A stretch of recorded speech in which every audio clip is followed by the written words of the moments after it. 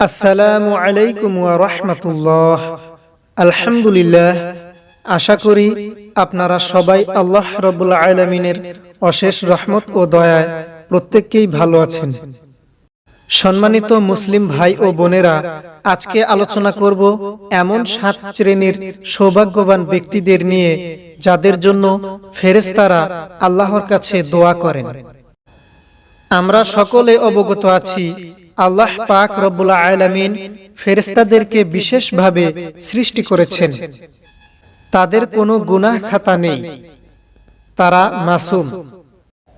এজন্য তারা যদি আল্লাহ পাক রব্বুল আলামিনের কাছে কোনো কিছু চান, তাহলে আল্লাহ পাক রব্বুল আলামিন তাদের দোয়াকে, তাদের চাওয়াকে অবশ্যই পূরণ করেন। আসুন তাহলে জেনে নেই 7 শ্রেণীর সৌভাগ্যবান ব্যক্তিদের সম্পর্কে। 1 নাম্বার হচ্ছে ওই ব্যক্তি যিনি উজু অবস্থায় ঘুমায়।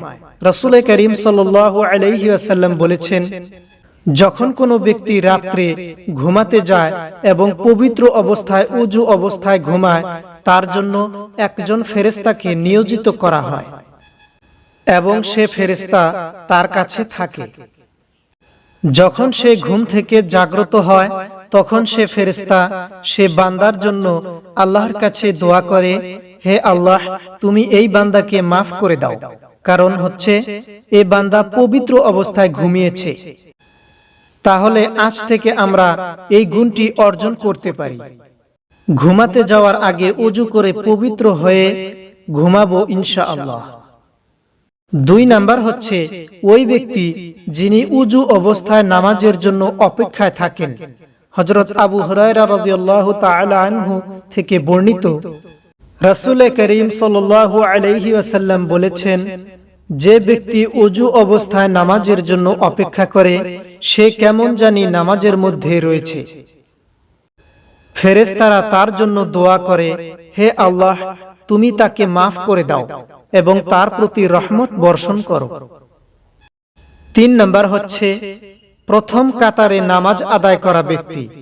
হযরত বারা রাদিয়াল্লাহু তাআলা আনহু থেকে বর্ণিত, তিনি বলেন, রাসূল করিম সাল্লাল্লাহু আলাইহি ওয়াসাল্লাম বলতেন, যারা প্রথম কাতারে নামাজ আদায়কারী, তাদেরকে নিশ্চয় আল্লাহ ক্ষমা করে দেন এবং তাদের জন্য ফেরেশতারা মাগফিরাতের দোয়া করেন।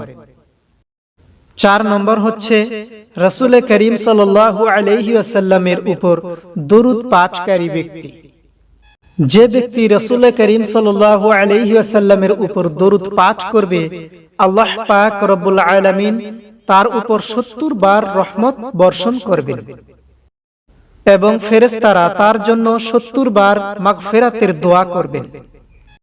সুবহানাল্লাহ। 5 নম্বর হচ্ছে যে ব্যক্তি অসুস্থ ব্যক্তিকে দেখতে যায়।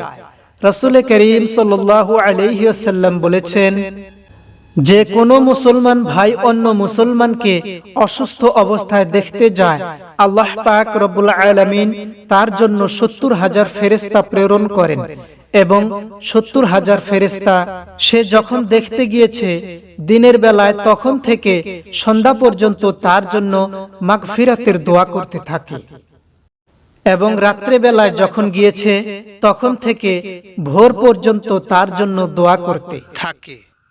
6 নাম্বার হলো যে ব্যক্তি তার কোনো মুসলমান ভাইয়ের জন্য দোয়া করে।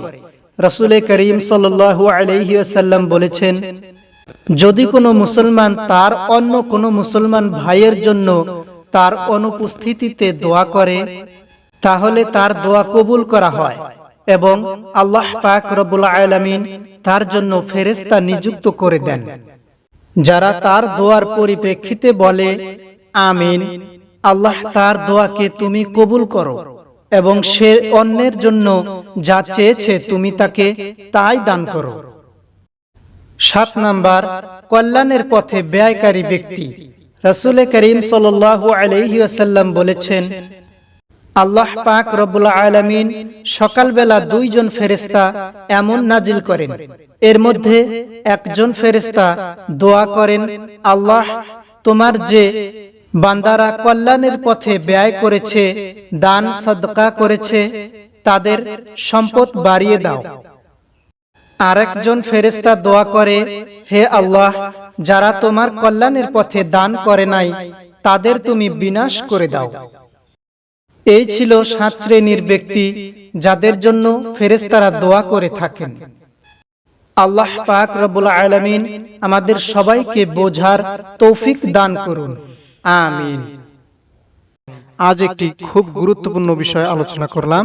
যদি ভালো লাগে অবশ্যই লাইক করবেন এবং বন্ধুদের মাঝে বেশি করে শেয়ার করবেন, এবং যারা আমাদের ভিডিও প্রথম দেখছেন তারা ভিডিওর নিচে লাল কালার সাবস্ক্রাইব বাটনে ক্লিক করবেন এবং পাশে থাকা ঘন্টি চিহ্নে ক্লিক করবেন, কেননা আমরা যখনই এমন ধরনের ভিডিও ছাড়ব তা আপনি সাথে সাথে পেয়ে যাবেন। ভালো থাকবেন, সুস্থ থাকবেন। আসসালামু আলাইকুম ওয়া রাহমাতুল্লাহি ওয়া বারাকাতুহু। আল্লাহ হাফিজ।